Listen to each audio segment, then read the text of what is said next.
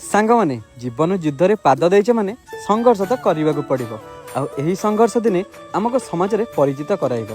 आम केन्द्रापड़ारू चंडीखोल जीवा बाटर छत्ता छक बोली गोटे छोटिया बजारटे पड़ी थाए जो मिली थाए केन्द्रापड़ार प्रसिद्ध आउ भारी सुआदिया लसी शंकर लसी।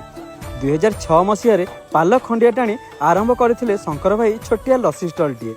आउ 19 वर्ष पर यही लसी दुकान तांकु एक स्वतंत्र परिचय प्रदान करछि। सांग माने ए वर्ष खरा एमिति होउछि जेमिति सतरे सूर्यदेव पृथ्वीवासी उपर कोप करिसेंती। आउ एही टाण खरारे शंकर भाई लसी गिलासे पीदेले आत्मा तृप्ति हो जाए। कहीं केते दूर के जानी लोक मैंने छुट्टी आसती तांकरी एही आत्मतृप्ति लसी पीवा पई।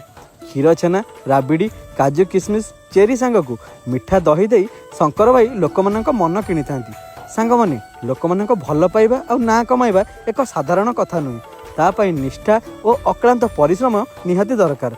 जार एक उदाहरण पलटुंट आमरी ए शंकर भाई।